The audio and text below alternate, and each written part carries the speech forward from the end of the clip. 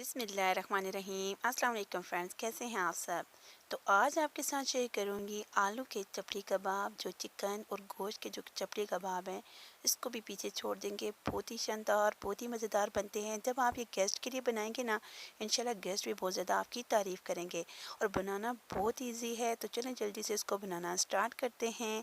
बिस्मिल्लाहिर्रहमानिर्रहीम। तो यहाँ पे मैंने ले लिए हैं 3 पाव आलू। इसको मैंने यहाँ पे कद्दूकश कर लिया था और अच्छे से इसको 2-3 पानी से मैंने वॉश कर लिया है। और अब आपके सामने यहाँ पे मैं पानी ऐड कर रही हूँ। जितने आलू हैं इनको हमने यहाँ पे डिप करना है और साथ में आधा टेबल स्पून नमक ऐड कर दिया है। और इसको यहाँ पे अच्छे से मिक्स करके कवर करके 10 मिनट तक छोड़ देंगे, ताकि जो आलूओं का एक्स्ट्रा स्टार्च है वो भी ख़त्म हो जाए, वो भी रिलीज़ हो जाए और आलू जो है वो भी सॉफ्ट हो जाए। और जब हम कबाब बनाएं तो हमारे लिए बहुत ज़्यादा आसानी हो। तो यहाँ पे तकरीबन 10 मिनट के बाद जो आलू हैं इनका हमने यहाँ पे पानी इस तरीके से निकाल लेना है प्रेस करते हुए, ताकि जो इसका पानी है बिल्कुल भी आलूओं में ना रहे। आलू हमने बिल्कुल यहाँ पे ड्राई कर लेने हैं।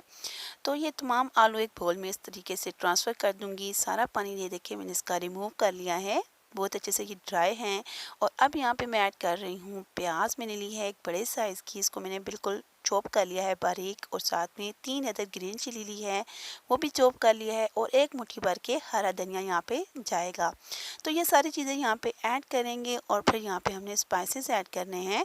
तो सबसे पहले यहाँ पे मैंने ली है आधा टेबल स्पून लाल मिर्च का पाउडर, आधा टेबल स्पून इसमें नमक जाएगा, 1 टीस्पून गरम मसाला पाउडर, 1 टीस्पून इसमें ज़ीरा पाउडर है, आधा टेबल स्पून कुटी हुई लाल मिर्च और 1 टेबल स्पून भर के साबुत धनिया ऐड करेंगे। और 1 टेबल स्पून भर के इसमें अनारदाना जिसको मैंने पीस लिया है वो यहाँ पे ऐड कर देंगे।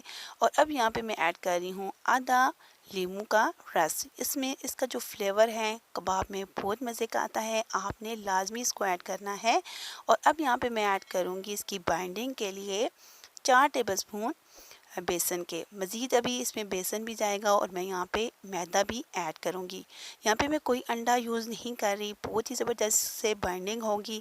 पहले हमने इसको अच्छे से मिक्स करना है, ताकि जो बेसन है तमाम आलू और मसाले के साथ अच्छे से मिक्स हो जाए। तो अभी इसकी बाइंडिंग अच्छे से नहीं होगी, तो मैं यहाँ पे मज़ीद ऐड करूँगी 2 टेबल स्पून मैदे के और 3 टेबल स्पून बेसन के। तो 2 टेबल स्पून मैंने मैदे के ऐड कर दिए हैं और 3 टेबल स्पून यहाँ पे मज़ीद बेसन ऐड कर रही हूँ। और अब हमने यहाँ पे इसको अच्छे से मिक्स करना है। और जब देखिएगा हम इसको अच्छे से मिक्स करेंगे तो इसकी जो बाइंडिंग है बहुत ही ज़बरदस्त होगी। तो यहाँ पे मैंने देखें कोई अंडा यूज़ नहीं किया, बस इन्हीं चीज़ों के साथ जो हमारा चपली कबाब है आलू का बहुत ही शानदार बनेगा। तो बस आपने यहाँ पे इसको अच्छे से मिक्स करना है। तो ये देखिए मैंने इसको अच्छे से मिक्स कर लिया है और इसकी बाइंडिंग आपको दिखाती हूँ। ये देखिए बहुत ही ज़बरदस्त की बाइंडिंग हो रही है। हमारा जो बैटर है वो रेडी हो चुका है। तो दूसरी साइड पे मैं टमाटरों की थोड़ी सी कटिंग कर लेती हूँ आपके सामने। तो ये देखिए इसका ऊपर वाला जो पार्ट है मैंने रिमूव कर लिया है।